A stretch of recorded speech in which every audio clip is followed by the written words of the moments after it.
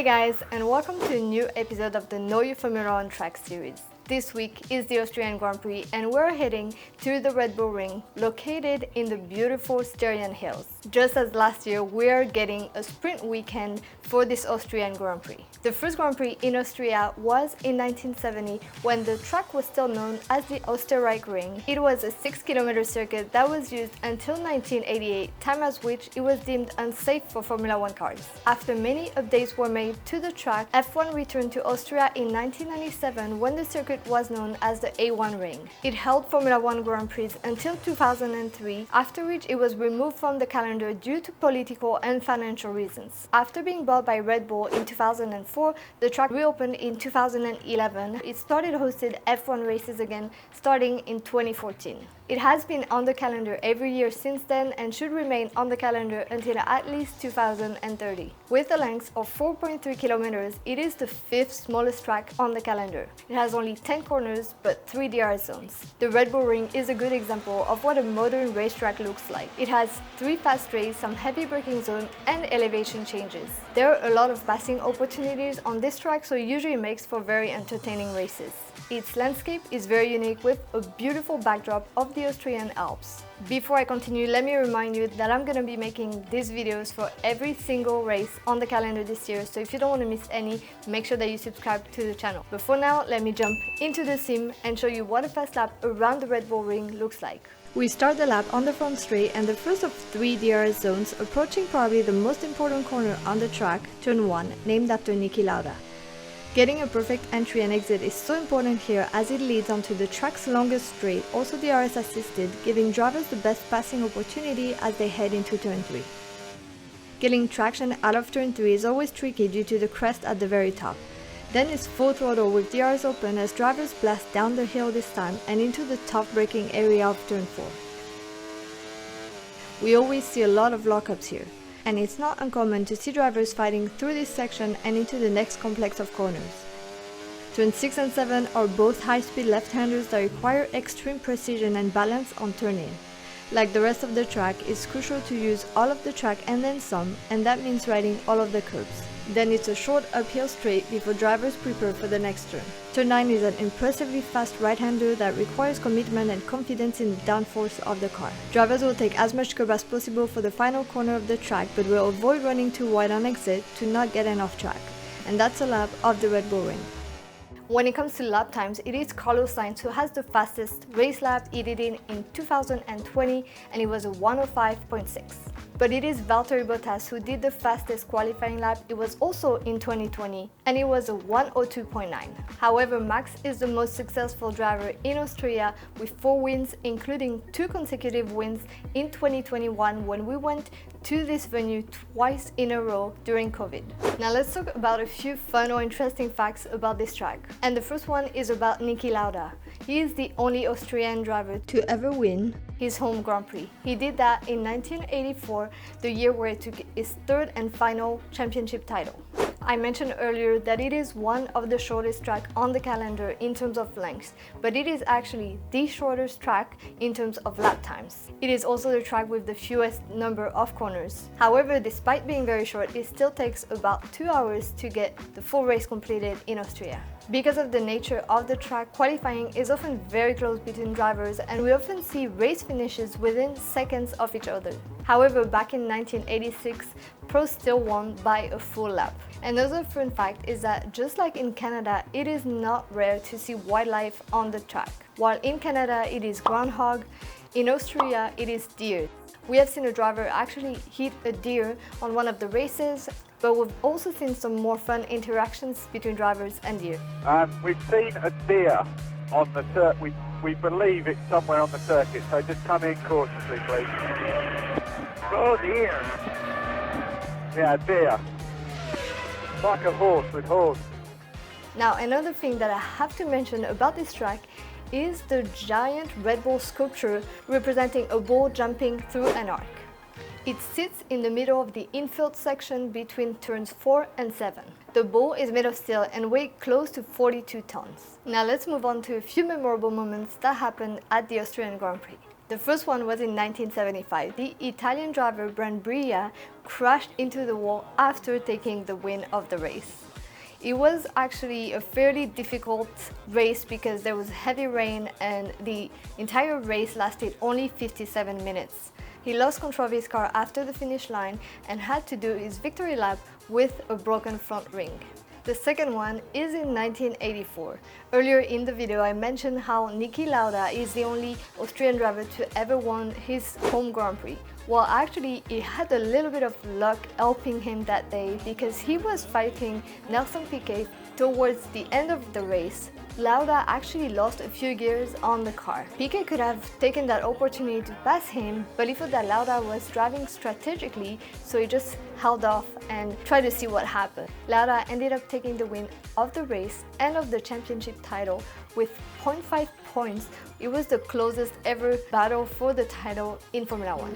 Niki Lauda almost home magnificently to win his 23rd Grand Prix.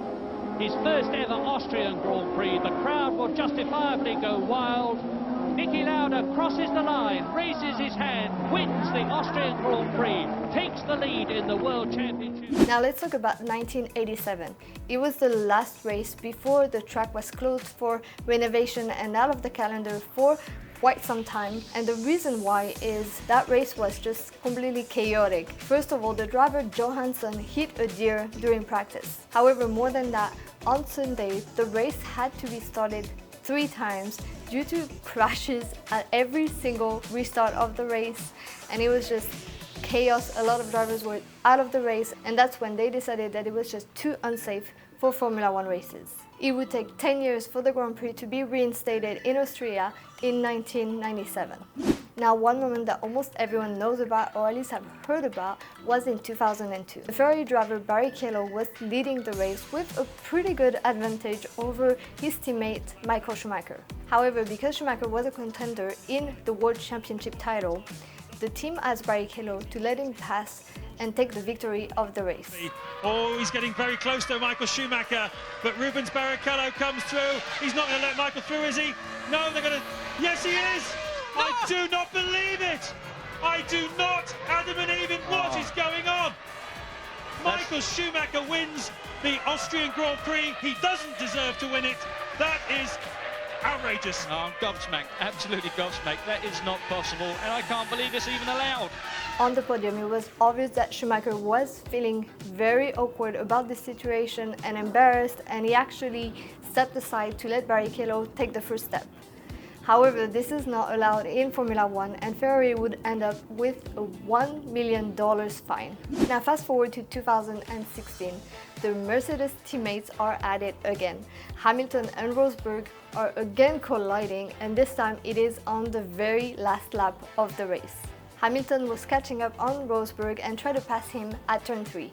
Rosberg was having none of it, obviously, and they ended up just colliding, and Rosberg lost a part of his front wing.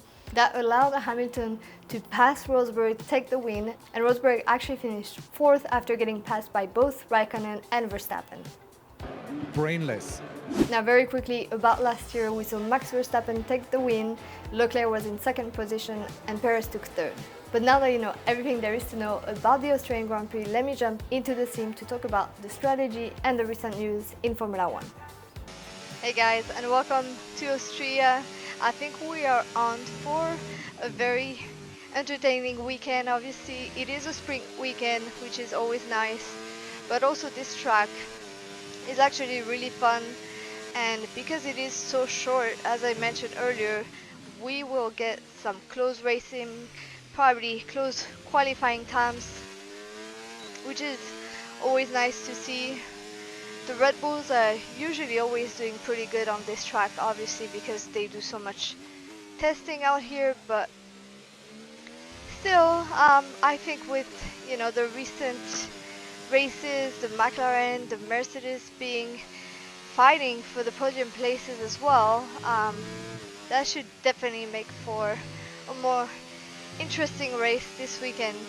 Another reason that we may have an interesting weekend is that in terms of the weather, it should be maybe a little bit cloudy on Friday and Saturday, but there might be some rain on Sunday, which would help make the race more entertaining, more fun.